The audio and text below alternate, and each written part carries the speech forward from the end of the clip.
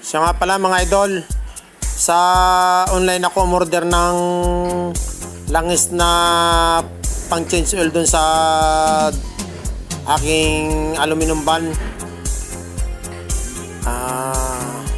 4D56 Mitsubishi ang kanyang makina.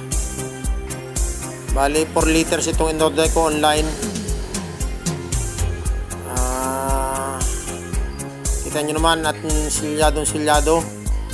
Maganda ang pagkaka-packing. At umorder na rin ako ng oil filter sa online din. Tingnan natin kung tama yung dumating na oil filter. Ayan, tingnan natin mga idol.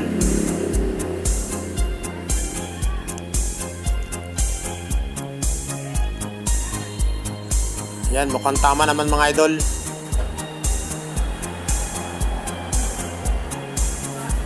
Ayan, ganito nga mga idol. Ayan o. Ayan, tama. Ito nga mga idol. Na-drain ko na nga pala ang langis kanina mga idol. Sobrang itim. Hindi ko na ibinidyo. Ang sama nung langis. Parang asfalto na mga idol. Bali nabili ko itong sasakyan na ito na talagang gano'n na. Talagang kaya chininsil ko mga idol. Sobrang itim na. Tanggalin naman natin ang oil filter mga idol. Gamitin natin ang screw. Tusukin natin mga idol. Bali nabutas ko na yan kanina. Pakita ko lang sa inyo kung paano tanggalin. Binutas ko ng screw mga idol, tapos para maikot ko. Kasi gipit, hindi ko mapihit ng ayos. Wala akong pang clamp para matanggal ang oil filter.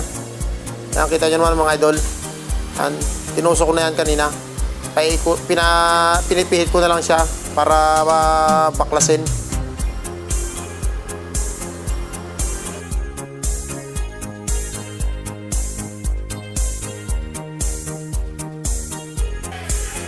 Siya nga pala mga idol, mas maluwan magbaklas ng oil filter kung nandun sa loob, sa taas ng makina.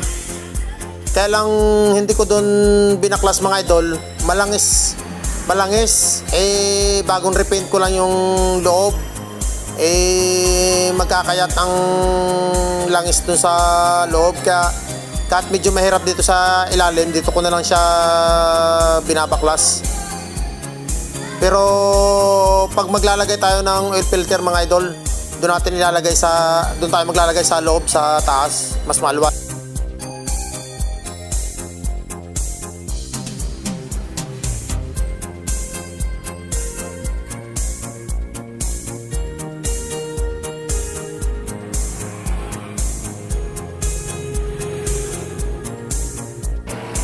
Mas maganda nga pala mga idol, pag mag-change oil tayo ng langis sa makina, mas maganda sana kung bugahan natin ng hangin para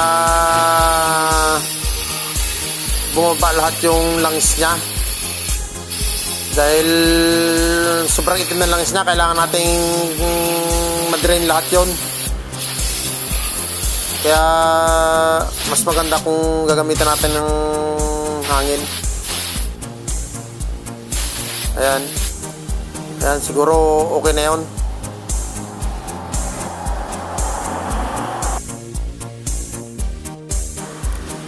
Mga idol, huwag nyo rin kalilimutang ibalik yung drain plug nya sa ilalim ng makina, yung binaklas natin kanina. Baka tuloy ang salin nyo ng langis tapos makalimutan nyo yung drain plug.